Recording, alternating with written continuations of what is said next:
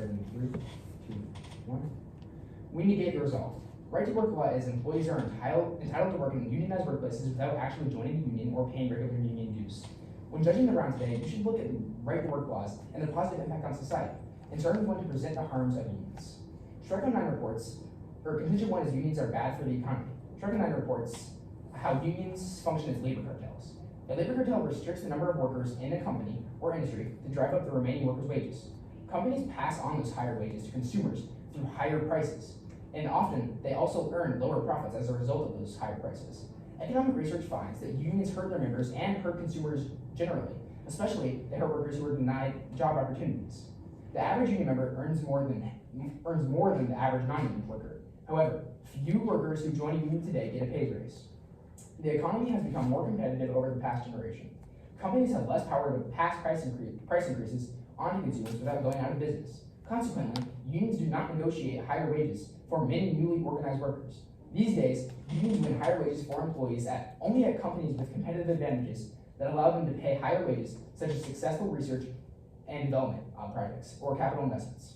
Unions effectively tax these investments, thus lowering profits. Unionized companies respond to this union tax by reducing investment. Less investment makes unionized companies less competitive.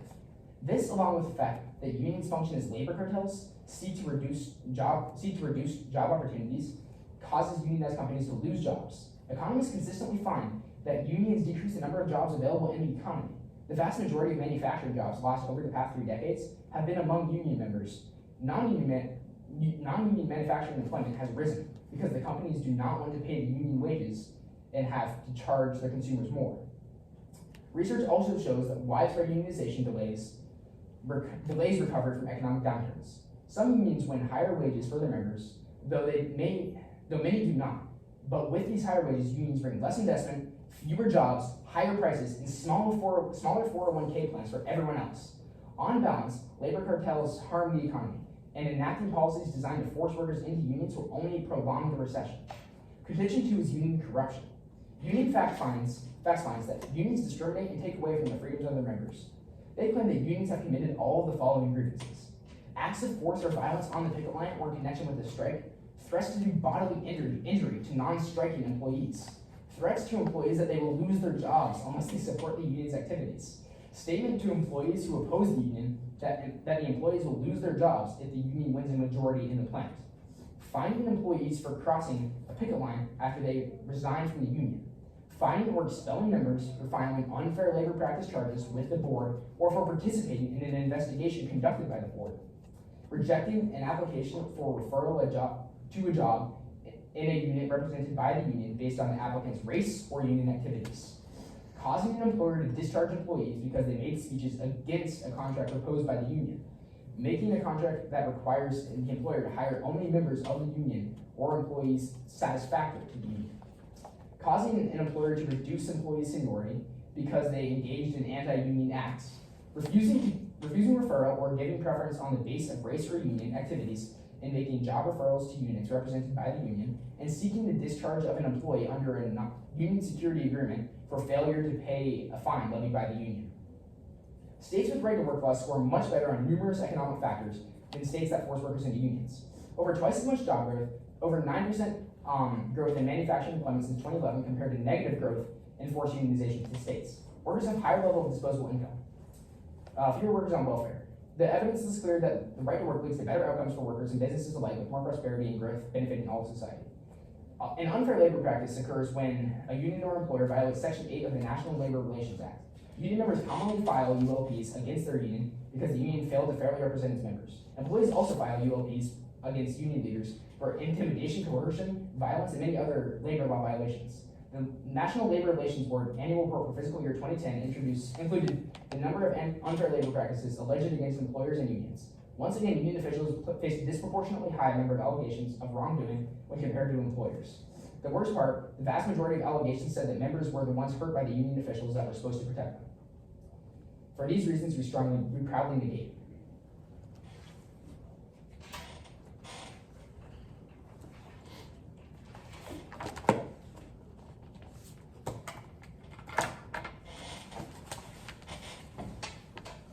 Judge, ready?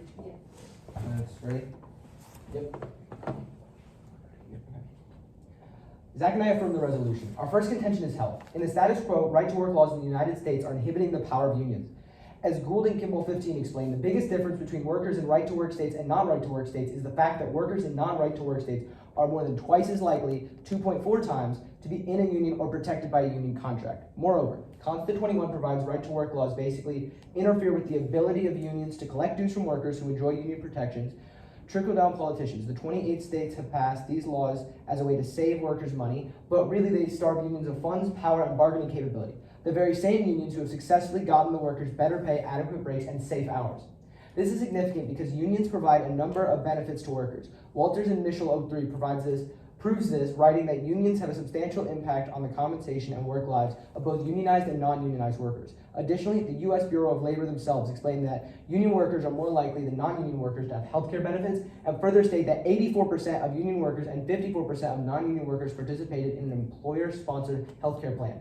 The impact is lives. By undermining the power of union, right-to-work laws are leading to a number of effects that decrease the quality of life for workers. Jobs with Justice 23 specifically writes that workers in states with right-to-work laws have a consistently lower quality of life than in other states. Lower wages, higher poverty, and infant mortality rates, less access to health care they need, and poor education for their children. Going on to quantify that, 21% more people lack health insurance in right-to-work states compared to free bargaining states.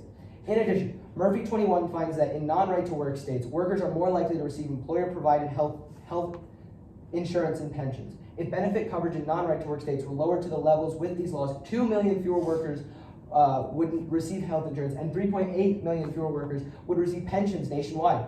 Furthermore, HHWA explains that according to the data from the U.S. Bureau of Labor Statistics, the rate of workplace deaths is 52.9% higher in right-to-work states.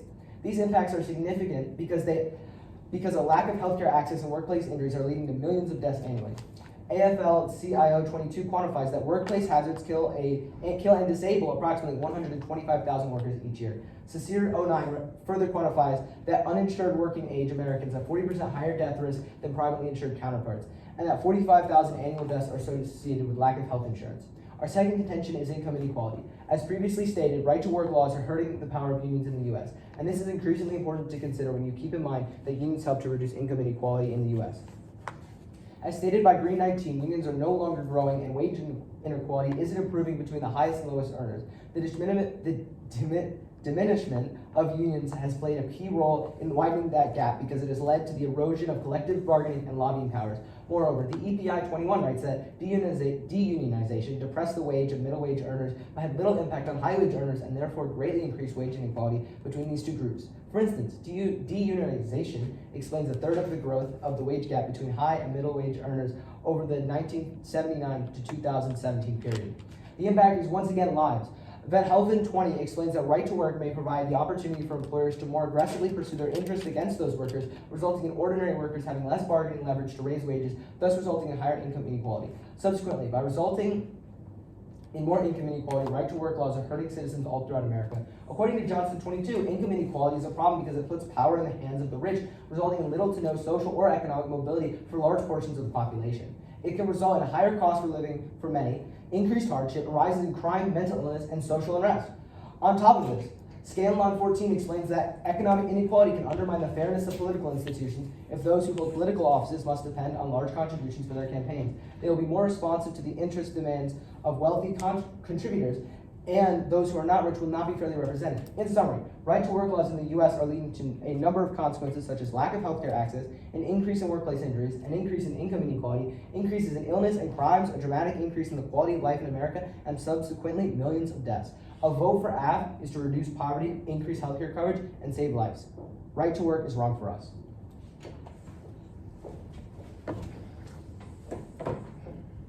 Are you ready for crossfire? Yeah. Would you like the first question? Sure. So 3 minutes, correct? Yeah. Can you time?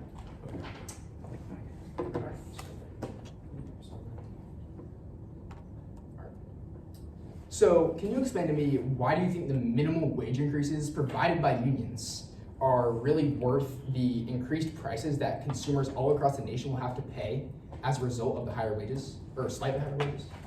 Can I see the, sorry, it's working off one Chromebook.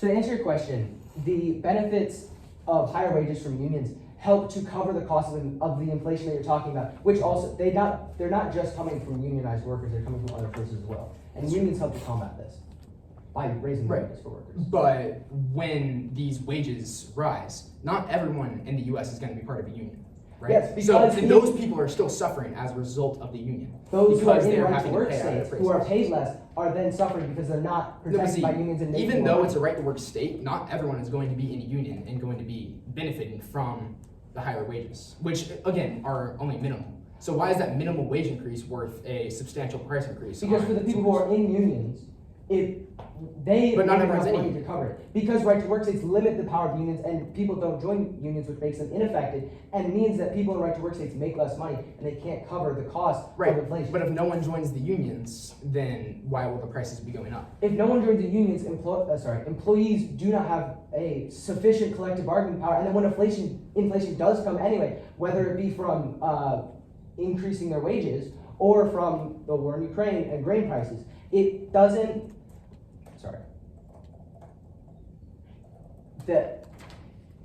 I'm sorry, I lost my train of thought. I can actually counter. So why is everybody suffering? I mean, agree. The people who are in, it's going to be neutral for the people who are in the unions because they're having to pay more and they're getting a little more money.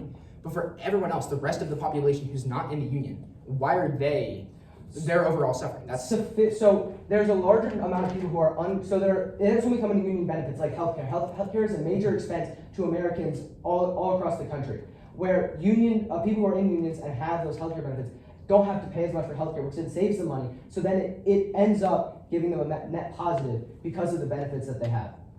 Okay, but again, I will say that not everyone is in those unions, and healthcare will get overall more expensive as a result of those unions for everyone else that's not in the union. But I would also like to add that the wage increases you're talking about are going to be pretty minimal. Because as I said in my case, when the employers have to raise their wages as a result of the unions, they have to raise their prices. But since they can't raise their prices too much without getting beaten by their competition, the wage increases are also going to be minimal as well.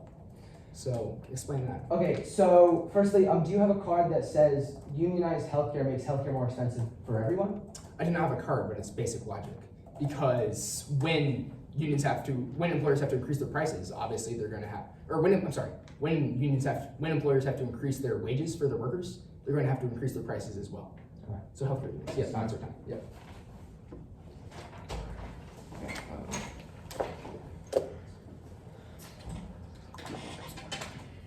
Are you going to take any time for? Oh, no, we go first.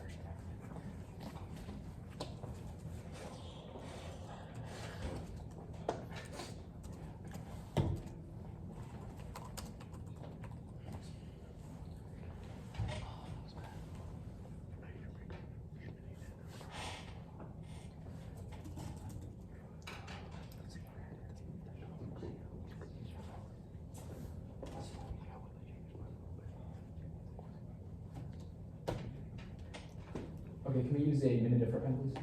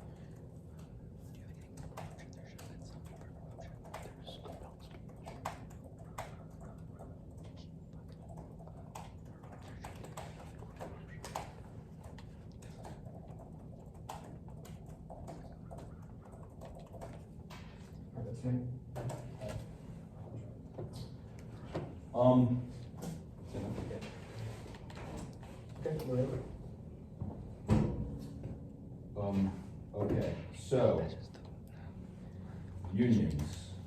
We are talking about unions, and these dudes over here mentioned about the employers or the unions having to,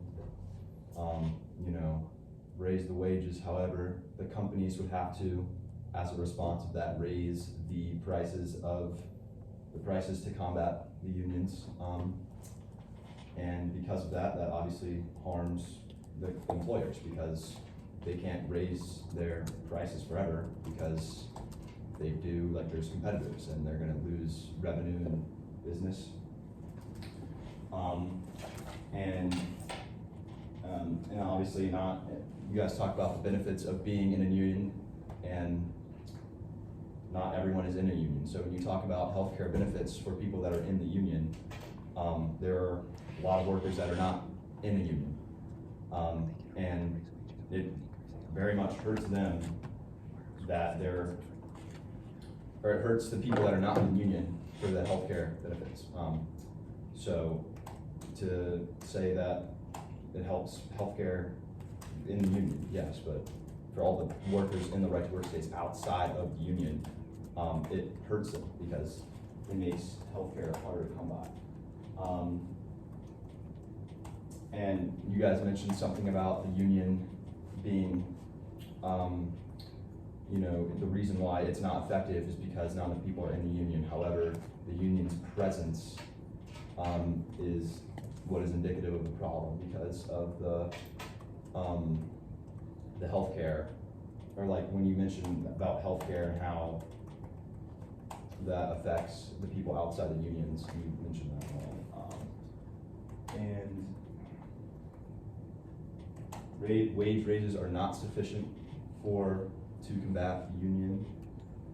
And the main point is that everyone is not in a union. But everyone has to suffer from the raised prices regardless, meaning that a union's existence combats all the workers that are not in a union. And so with the union being present, right, the workers that are not a part of that union in the right to work states, they still suffer all of the setbacks that the union creates for them because of its presence.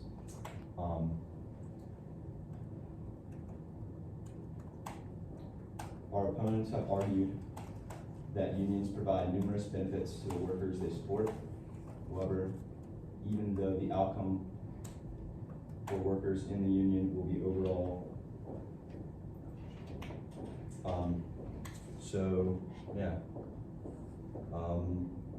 Again, I'm just going to restate it again.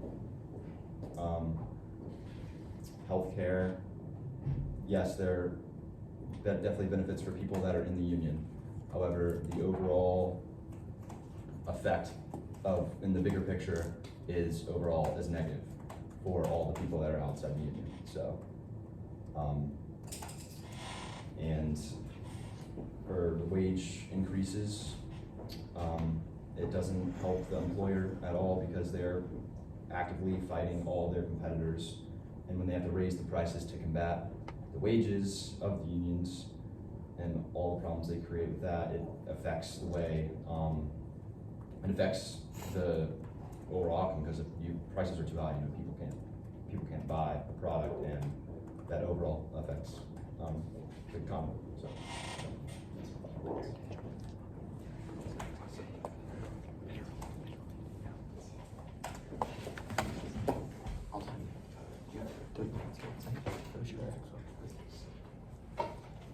Three minutes for rebuttal, right?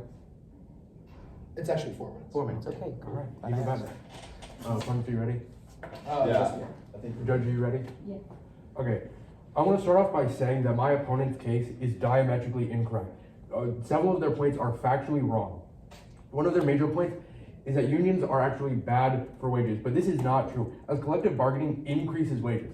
APWU 14 writes that union workers earn around 10.2% more in hourly wages than their non-union counterparts, with similar levels of education and training. After unionizing, dishwashers in Las Vegas hotels make $4 more per hour than the national average for that job. They were additionally offered excellent benefits. In Houston, a 2006 first ever union contract for 5,300 janitors resulted in a 47% increase in pay, as well as increased guaranteed weekly hours of work. One of my opponent's other main contentions is that unions actually oppose technology, but this is again untrue. Unions understand the role that technology plays in the workplace. APWU 14 states technology either can be used as a tool to help reverse this course or to double down on it. These are decisions, not destiny. The labor movement does not fear technological change. We know innovation drives productivity, which means people can create more wealth to share. Cutting-edge technology advancements solve challenges and save lives, and have the potential to give us new opportunities as well as to make our jobs safer.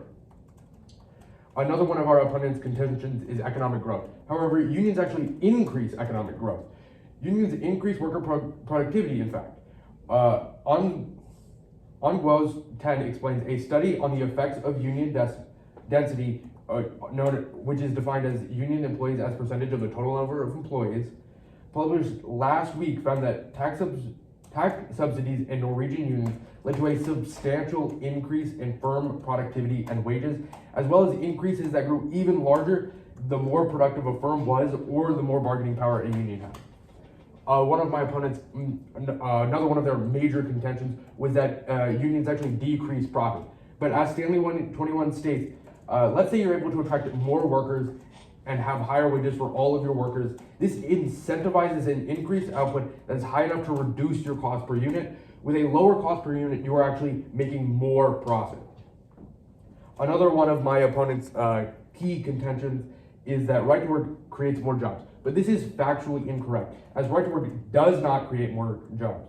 Right to work laws are not a major factor in a business's decision on where to locate. Franklin 18 explains, Ross Eisenberry is the vice president of the Economic Policy Institute, a nonprofit think tank focused on the need of middle and low income workers. He said right to work laws have never been shown to make a difference in employment growth, and he is skeptical of claims that the laws do much to attract new business. Corporate CEOs who answer surveys about the factors that determine where they locate don't even have right to work in the top 10 factors that influence and determine where they locate. Eisenberry said, he doubts that businesses am I having a stroke? That is not a sentence. Just rephrase it. Sorry. Okay, he doubts that businesses use this issue as a priority in deciding locations for investment because only 6% of private sector workers are unionized.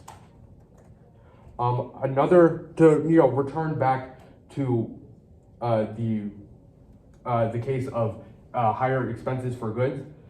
Unions, again, they improve wages. Disproportionately, Say that. affirm the resolution today. I felt like I was having a stroke up there. That was not a sentence. What are you doing? It's fine. We'll look over the blocks. Guys, you see.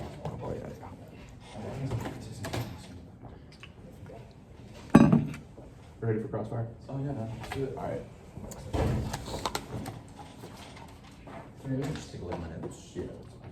3 minutes? All right. Start on first question. You start. Do I start or you start? You have first question. Okay.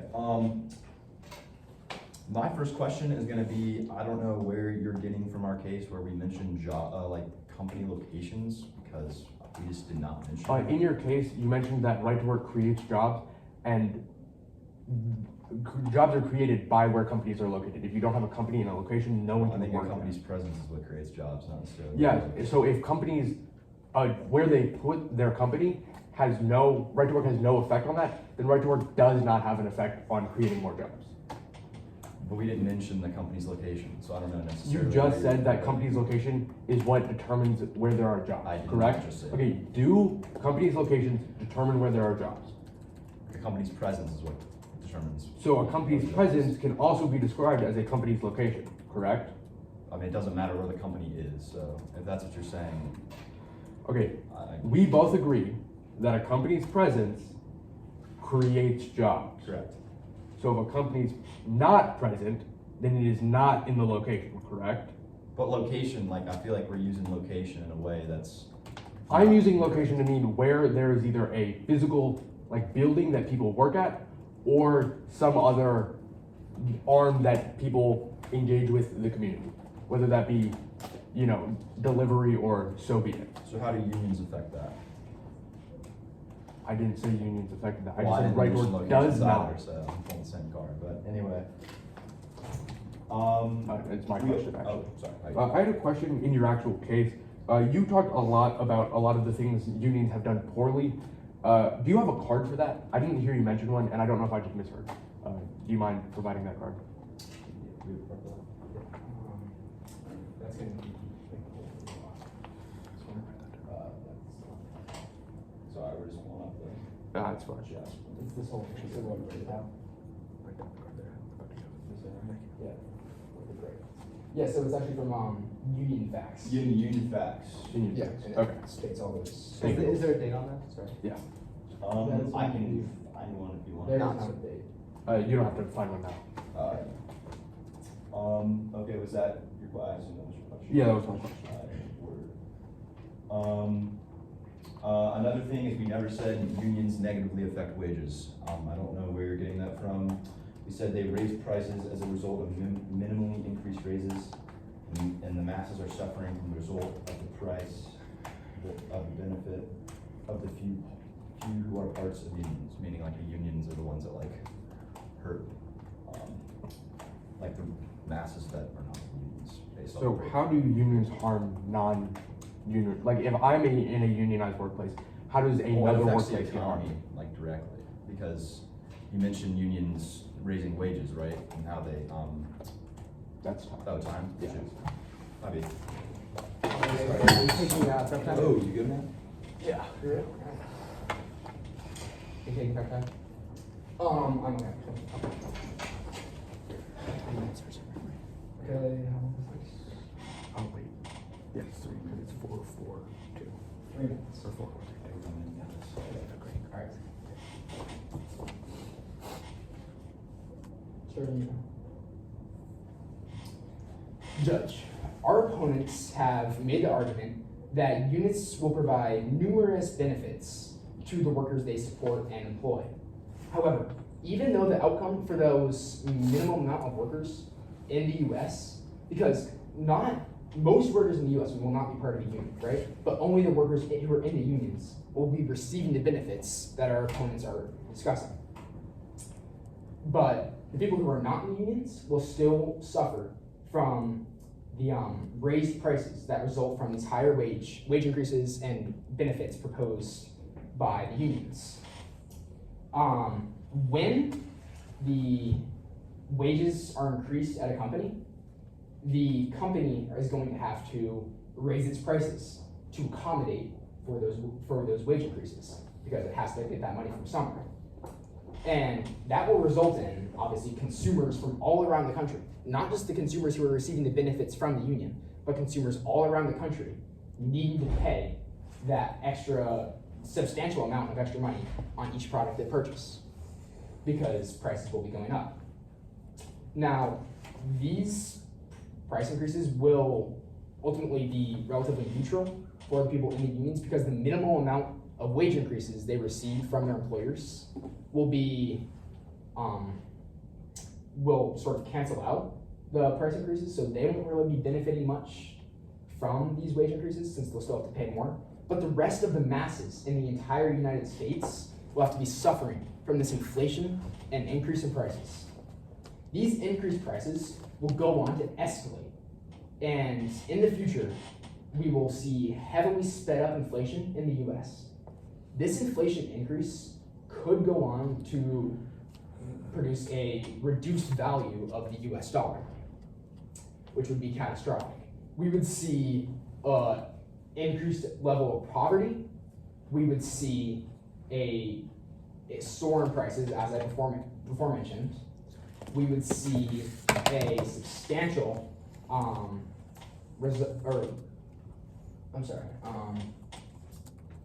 so as these prices soar, all the Americans, even the ones with high-paying jobs, will struggle to pay for basic things as the prices soar and their money becomes less valuable. And the lower class will not be able to afford much less than they currently can. And overall, this will be a catastrophic event, or this would be a catastrophic decision to allow right to work laws to persist. To not allow right to work laws to persist. And this could result in a recession of historic proportions. Thank you.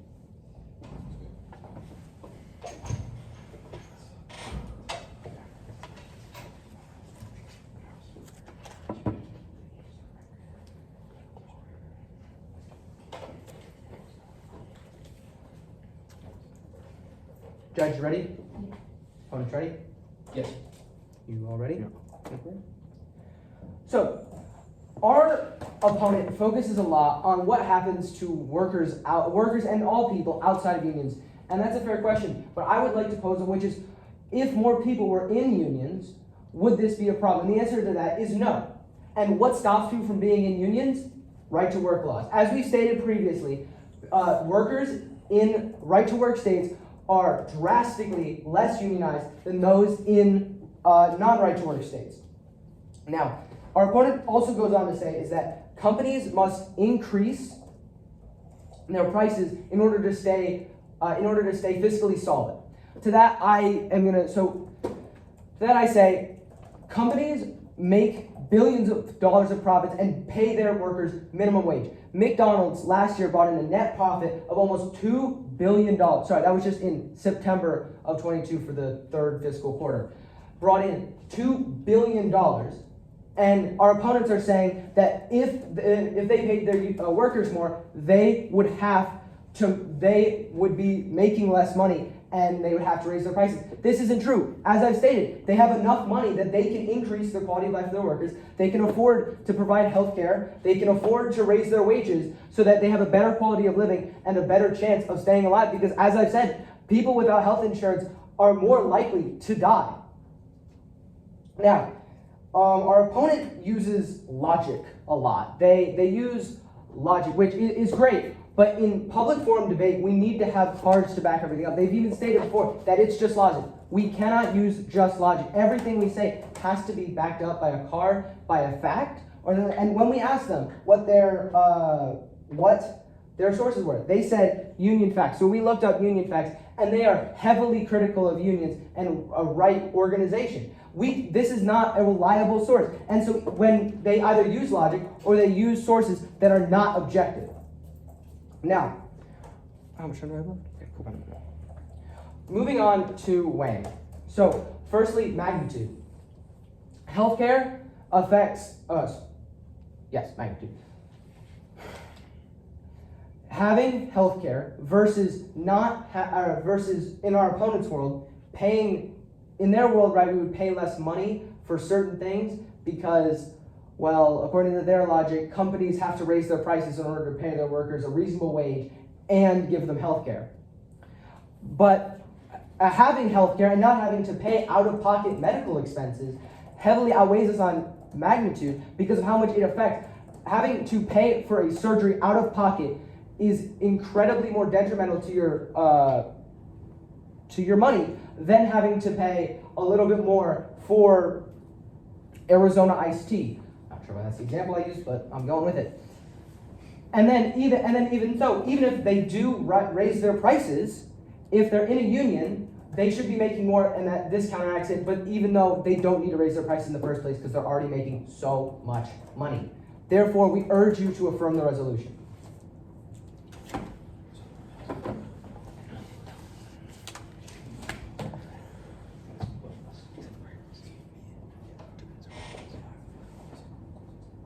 Judge, ready for Grand Cross? Opponents ready for Grand Cross? Would you like this question? Oh, yes, we would. Okay. So, first off, I would like to address you guys' points on healthcare.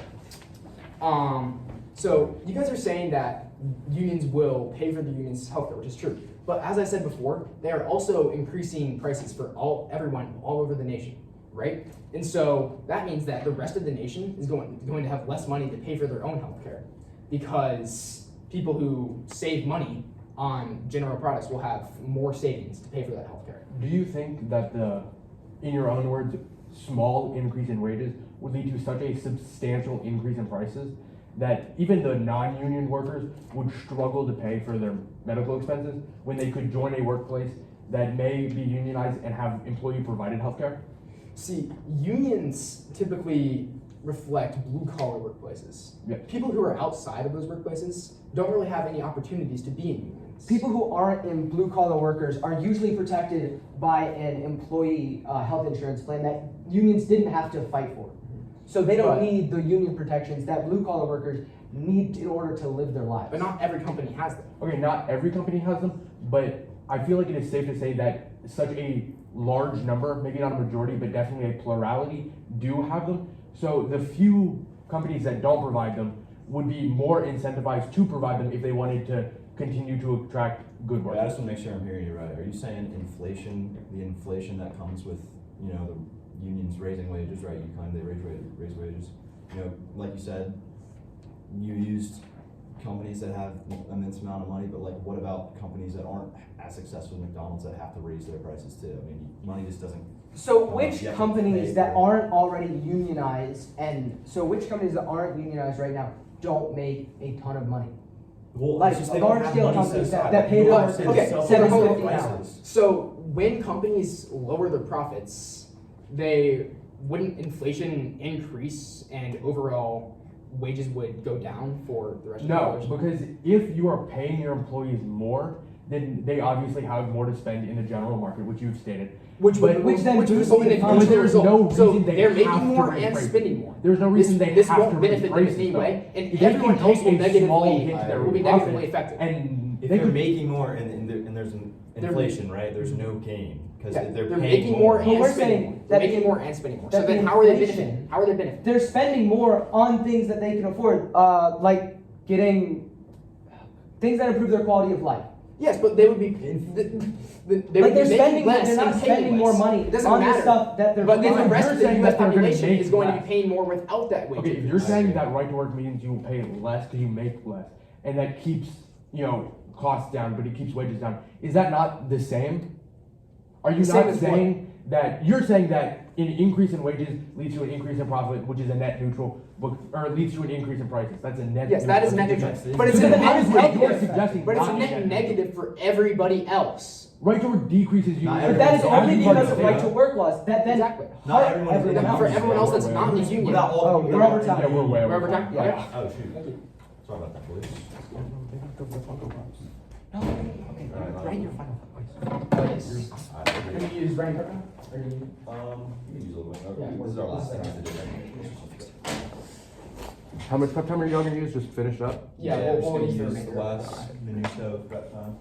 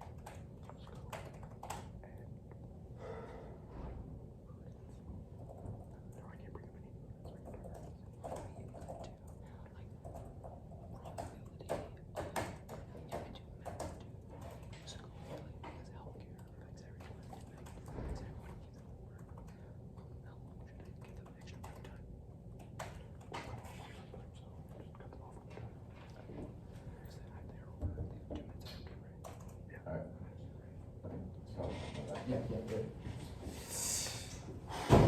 Oh, alright. Judge, I think you should choose us, or you should choose our team, because there is a lot of flawed arguments going on over there, and, one of the biggest flawed arguments that I have noticed is that, they keep mentioning about raising the prices for people that are in a union. And there's a few problems with that. The biggest one is that raising the minimum wage inflates the US dollar. And with inflation, the idea is that you can buy more things if you get paid more. However, if the value of the dollar goes down, you're just going to be paying the same value of money. It's just inflated. And it negatively affects everybody that is not in a union. Because everyone that is not in a union isn't getting, well, is, not, like, it's going to just be inflation for them. They're not, it's a net, it's constant, like, it doesn't improve them in any way. And you talk about healthcare, that everyone who is outside of unions or even unemployed will have less money to pay for their own healthcare, insurance, and bills because of this inflation. This benefits almost no one at the expense of everybody else, but the unions themselves, meaning might affect the people in the union, but like we've been saying, everybody is not in a union, so it will not benefit people that are not in a union. So, furthermore, I believe that there have been, like, unions are the issue, and that the overall benefit that the unions create does not outweigh the cost that it creates for everybody else. And they like to talk about companies. You're 2 minutes. Oh, is that all? Yeah. We're gonna take all of our prep time. I don't know if I'm like out there.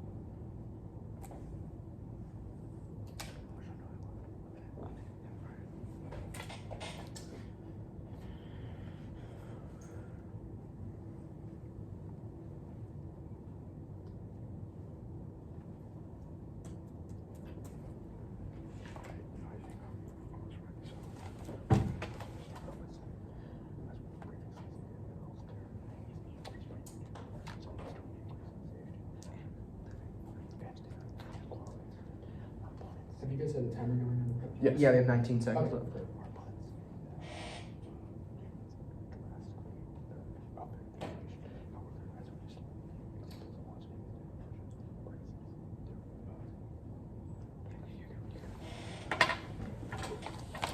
Opponents, are you ready? Yes. Yeah. Judge, are you ready? Okay, time will start on my first one.